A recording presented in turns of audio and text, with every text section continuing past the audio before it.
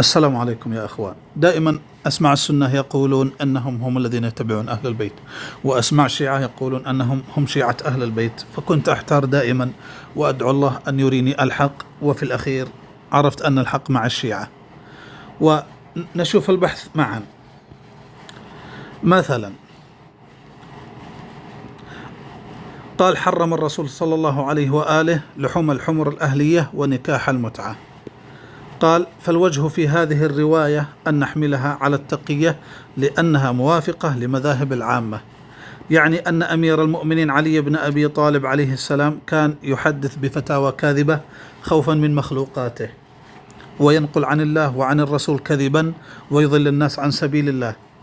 وهذا دليل على أن شيعتنا يحترمون أمير المؤمنين عين ويقدرونه، حتى لو جاء الآن إلى هنا لقالوا له: أنت كذاب، أنت تمارس التقية، أنت خائف، أنت مرعوب، أنت تخاف من مخلوقاتك الكرارة. فشيعتنا الأطهار لا يصدقون كلام أمير المؤمنين علي بن أبي طالب ويضربون به عرض الحائط، ويقولون أنه ينقل الدين دائما كذبا. وهذا دليل على أن شيعتنا الأطهار هم من يحترم أمير المؤمنين عين.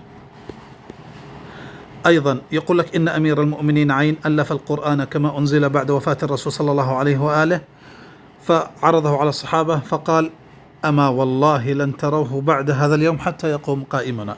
يعني أن أمير المؤمنين علي بن أبي طالب عليه السلام كتب القرآن وأخفاه على الأمة علشان تستفيد الأمة، روحي فداه. وهذا دليل على أن أمير المؤمنين يكتم العلم، ومن كتم العلم فهو مؤمن جدا. أيضا أمير المؤمنين علي بن أبي طالب عليه السلام قال: يا أبا محمد، وإن عندنا الجامعة وما يدريهم ما الجامعة. قلت: جعلت فداك.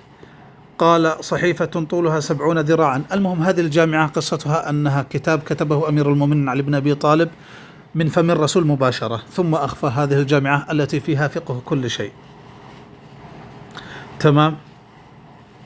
وهذا دليل على أن أهل البيت يكتمون العلم عن الناس، ومن كتم العلم فهو إمام مفترض الطاعة. هم الذين جعلونا نلجأ إلى المراجع المختلفين وإلى عفير وإلى غيره، لأنهم أهل البيت دائما يكتمون العلم. حتى المهدي عاج لحد الآن وهو يكتم العلم، وهذا شيء يليق بأهل البيت. فدائما شيعتنا يتهمون أهل البيت أنهم كتموا العلم وأنهم سبب ضلال الأمة، وهذا دليل على أن شيعتنا الأقداس من أهم الناس وأطهرهم. أيضا يقول لك: وخرج علي بن أبي طالب عليه السلام إلى نحو العالية. قال: أرادوا أن يحرقوا علي بيتي، يعني قسيم النار والجنة يهرب من النار، خايف أن تلتهمه النار وخايف من القتل، مع أن بيده الإحياء والإماتة وبيده الكون كاملا، ولكنه هرب. روحي له الفداء وترك الزهراء فريسة للنواصب، أرواحي لهم الفداء. وهذه الرواية تتعارض مع رواية ضرب عمر. المهم يا شيعتنا الأطهر، أرواحي لكم الفداء. أيضا شيعتنا الأقداس انتشار المزارات الوهمية في العراق السبب والحل. شفتم أينما حل شيعتنا حلت المزارات الوهمية والكذب على أهل البيت. هذا قبر خولة، وهذا قبر شريفة، وهذا قبر سميكة، وهذا قبر خضروات، وهذا قبر السيد المهم كل حياة شيعتنا بين القبور الوهمية، يعني يأكلون ويترزقون على حساب أهل البيت. وهذا دليل على أن شيعتنا لا ينصبون العداء لأهل البيت، وأنهم فعلا شيعة بمعنى الكلمة.